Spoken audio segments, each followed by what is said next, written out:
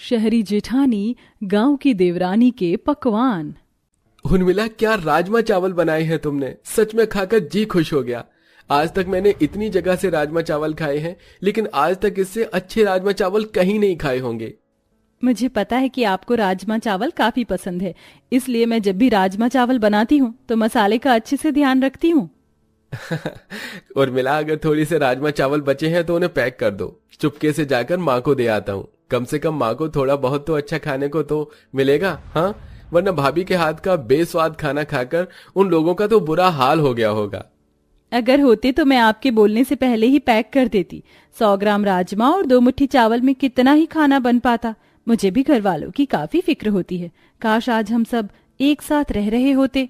ये कहते हुए उर्मिला की आंखों से आंसू गिरने लगते हैं।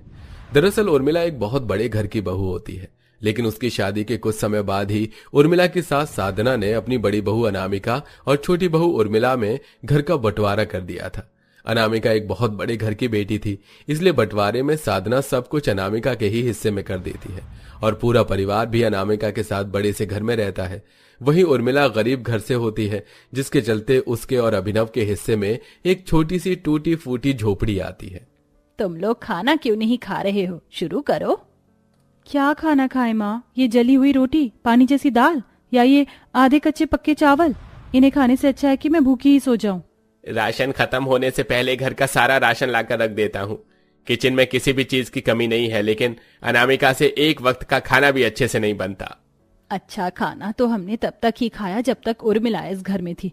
उसके जाने के बाद तो हर रोज जली हुई रोटी ही खाने को मिलती है। सारा परिवार जेठानी के बने हुए खाने को भला बुरा कह रहा होता है कि तभी अनामिका आती है। एक तो आप लोगों के लिए खाना बनाओ, ऊपर से आपकी ऐसी बातें भी सुनो। खाना है तो खाओ, वरना भूखे मरो। इतना कहकर अनामिका कमरे में चली जाती है, जिसके चलते अब सभी को अपनी भूख शांत करने के लिए मन मार कर उस खाने को खाना पड़ता है। मॉडिफाई किचन पाकर भी जेठानी अनामिका ढंग की एक सब्जी नहीं बना पाती थी। वहीं झोपड़पट्टी में रहकर भी उर्मिला कम ही सही लेकिन काफी स्वादिष्ट और अच्छा खाना बनाती थी। बारिश शुरू होती नहीं, ये झोपड़ी की छत पहले टपकना शुरू हो जाती है। अगर सब्जी में पानी पड़ गया तो सारी सब्जी खराब हो जाएगी। उर्मिला छत से टपक रहे पानी को बर्तन लगाकर रोकती है। वहीं ज्यादा तेज बारिश हो जाने की वजह से अब घर के दरवाजे से घर के अंदर पानी आने लगता है। हे भगवान, एक परेशानी कम होती नहीं कि दूसरी परेशानी दे देता है। अब इस पानी को कैसे रोकूं? उर्मिला बार बार घर से पानी बाहर निकालने में लगी होती है। वहीं इतनी परेशानी में भी उर्मिला चूल्हे पर रखी सब्जी को खराब नहीं होने देती और काफी स्वादिष्ट सब्जी बनाती है। बाय माँ, मैं कॉलेज जा रही हूँ। वर्षा, ब्रेकफास्ट तो करके जा, जो आज मैंने तुम्हारे मनपसंद पैनकेक बनाए हैं। भाभी, इस जले हुए टुकड़े को भला कोई पैनकेक कैसे बोल सकता है? मुझे भूख नहीं है, आप ही इसे खा लेना। ऐसा कहकर वर्षा मुंह बनाकर घर से बाहर आ जाती है, लेकिन तभी घर के बगल में बनी गरीब देवरानी की झोपड़पट्टी में से खाने की काफी अच्छी खुशबू आ रही होती है, जिसे सुन वर्षा उर्मिला की झोपड़ी से बाहर जाकर खड़ी हो जाती है। कितनी अच्छी खुशबू आ रही, लगता है उर्मिला भाभी ने आलू के पराठे बनाए हैं। वर्षा इतना बोल ही रही होती है कि तभी उर्मिला अपनी झोपड़पट्टी से बाहर निकल आती है। अरे वर्षा, तुम यहाँ? हाँ भाभी, वो बस मैं कॉलेज जा रही थी। लेकिन खाली पेट क्यों? भाभी, आपको कैसे पता कि मैंने नाश्ता नहीं किया? बस पता चल गया। पता है, आज मैंने तुम्हारे मनपसंद आलू के पराठे बनाए हैं, तुम्हें खाना तो पड़ेगा ही। उर्मिला वर्षा को अपनी गरीब झोपड़ी में ले जाती है और चटाई पर बिठाकर गर्मा गर्म वर्षा के लिए आलू के पराठे देती है, जिसे खाकर वर्षा काफी खुश हो जाती है। भाभी, यहाँ तो कोई अच्छी गैस भी नहीं है और ना ही ज्यादा कुछ मिर्च मसाले। ऊपर से आप चूल्हे पर आलू के पराठे बना रही हो, लेकिन फिर भी आलू के पराठे कितने टेस्टी बने। भाभी, क्या आप मुझे माँ और भैया के लिए भी थोड़े से पराठे पैक करके दे सकती हो? हाँ वर्षा, क्यों नहीं, मैं अभी उनके लिए पैक कर देती हूँ। उर्मिला अपनी जेठ और सास के लिए गर्मा गर्म आलू के पराठे बनाकर पैक कर देती है, जिन्हें वर्षा चुपके से अपनी बड़ी भाभी की नजर से अपनी माँ के कमरे में ले जाती है और अपनी माँ को खिलाती है। कितने दिनों बाद कुछ अच्छा खाने को मिला है। एक ही अनामिका है, शहर के होकर भी इतना सब कुछ मिलने पर भी इसे कुछ ढंग का बनाया नहीं जाता। और एक तरफ वहाँ मेरी गांव वाली उर्मिला बहू जो इतना अच्छा खाना बनाती है। कभी कभी तो लगता है कि मैंने अमीरी गरीबी की वजह से बंटवारा करके बहुत बड़ी गलती कर दी। साधना, उमंग और वर्षा अब सबसे छुपके गरीब देवरानी की झोपड़ी में जाती हैं, जहां उर्मिला उन सब के लिए थोड़ा थोड़ा ही सही लेकिन उनकी मनपसंद का खाना बनाती है। इतने समय बाद इतना अच्छा खाना खाकर वो सब लोग काफी खुश होते हैं। कितने दिनों बाद कुछ अच्छा खाया है, वरना रोज रोज अनामिका के हाथ का बेस्वाद उबला और जला हुआ खाना खाकर तो मेरे मुंह का स्वाद ही बिगड़ गया था। अब जब भी ससुराल वालों का कुछ अच्छा खाने का मन करता तो वो गरीब देवरानी की झोपड़ी में जाकर उर्मिला के हाथ का खाना खाते हैं, जिसके चलते अब वो लोग धीरे धीरे अनामिका के हाथ का बना हुआ खाना खाना छोड़ने लगते हैं। आप तीनों इस वक्त कहाँ गए थे? मैंने कब का खाना बनाकर रख दिया है, चलिए खाना खा लीजिए। अनामिका बहू, मेरे पेट में तो गैस बन रही है, तो आज तो मैं खाना नहीं खा पाऊंगी।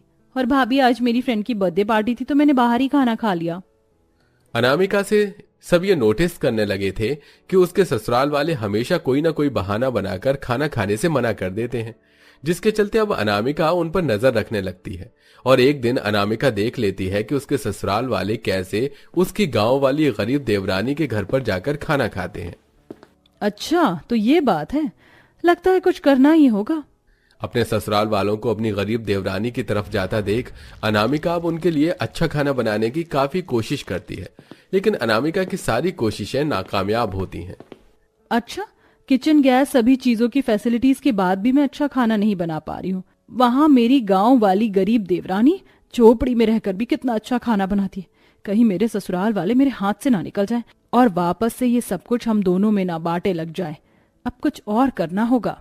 अनामिका अब एक प्लान बनाती है और अपने ससुराल वालों को बिना बताए बाहर से खाना ऑर्डर करके उन्हें खाना देती है। अनामिका बहू, मुझे तो यकीन ही नहीं हो रहा कि ये सब तूने बनाया। भाभी, आप इतना अच्छा खाना बनाती हो, हमें इसके बारे में नहीं पता था। मैं जानती हूँ कि पहले मैं खाना नहीं बना पाती थी, लेकिन मैंने कोशिश की और अब मैं अच्छा खाना बनाना सीख गई हूँ। अनामिका अपने ससुराल वालों को अपनी तरफ रखने के लिए होटल से अलग अलग खाना मंगवाकर खिलाने लगती है, लेकिन एक दिन अनामिका को बाहर से खाना मंगवाते हुए उसकी गरीब देवरानी देख लेती है।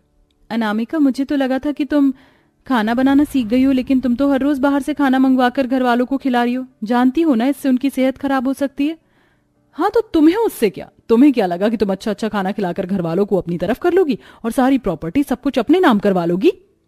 तुमने सोच भी कैसे लिया कि मैं प्रॉपर्टी के लिए इतनी नीच हरकत करूंगी? शट अप, मुझे तुमसे कोई बात नहीं करनी, अब जाओ यहां से। उर्मिला की बातों को समझने के बजाय अनामिका उसे ही ताने देने लगती है और अब उर्मिला को सबक सिखाने के लिए अनामिका चुपके से उसकी झोपड़ी में जाकर उसके बनाए हुए खाने में पेट खराब करने की दवा मिला देती है, जिसके चलते अभिनव जैसे ही उर्मिला के हाथ का खाना खाता है तो उसके पेट में दर्द होना शुरू हो जाता है। मेरा पेट बहुत दर्द कर रहा है। उर्मिला, ये तुमने क्या खिला दिया मुझे? मुझे नहीं पता जी, मैंने तो बस सादी दाल और चावल बनाए थे और उनमें कुछ मसाले ही डाले थे, इनमें जो मैं हरी सब्जी में डालती हूँ। उर्मिला अभिनव को जल्दी से डॉक्टर के पास ले जाती है। वहीं ये सब अपने कमरे की खिड़की से अनामिका देख रही होती है, जिसे देख अनामिका मन ही मन काफी खुश होती है। लेकिन कहते हैं ना कि आपकी करनी आपके परिवार पर उतरती है। रोज रोज अपने ससुराल वालों को बाहर का खाना खिलाने की वजह से अनामिका के ससुराल वालों की तबीयत काफी खराब हो जाती है। सभी के पेट में दर्द और उनको उल्टियां हो रही होती हैं। डॉक्टर के चेकअप करने पर अनामिका को पता चलता है कि उसके ससुराल वालों को फूड पॉइजनिंग हो गई है। देखिए, हमें जल्द से जल्द इन सबको हॉस्पिटल में भर्ती करना होगा, वरना इन सब की तबीयत और भी ज्यादा खराब हो सकती है। हे भगवान, ये मुझसे क्या हो गया? मेरे ससुराल वालों की इतनी तबीयत खराब हो जाएगी, ये मैंने सोचा भी नहीं था। डॉक्टर अनामिका के ससुराल वालों को अस्पताल में भर्ती करवाता है। वहीं उर्मिला और अभिनव को जैसे ही बात पता चलती है, वो लोग भी भागे भागे अस्पताल आते हैं। देखा तुम्हारी करनी का नतीजा, इसलिए मैं तुम्हें मना कर रही थी। आज तुम्हारी वजह से सारे लोग अस्पताल में भर्ती हैं। क्या मिला तुम्हें ये सब करके? उर्मिला, तुम ठीक कह रही हो। अपनी जलन और घमंड की वजह से मैंने अपने ससुराल वालों को इतना नुकसान पहुंचा दिया जो मैं सपने में भी नहीं चाहती थी। मुझे माफ कर दो उर्मिला। माफी तुम्हें मुझसे नहीं बल्कि घर वालों से मांगनी चाहिए। तुम मेरी नहीं, उनकी गुनहगार हो। अनामिका अपने ससुराल वालों से माफी मांगती है। अनामिका को अपनी गलती का एहसास होता देख सभी उसे माफ कर देते हैं, जिसके बाद अब साधना अपने दोनों बहुओं के बीच में किए गए बंटवारे को भी खत्म कर देती है और अब दोनों शहरी और गांव वाली देवरानी जेठानी एक साथ हंसी खुशी रहती हैं। इसी के साथ अब उर्मिला अनामिका को अच्छा खाना बनाना भी सिखाती है। क्या आपको भी गांव का खाना पसंद है? कमेंट करके जरूर बताइएगा।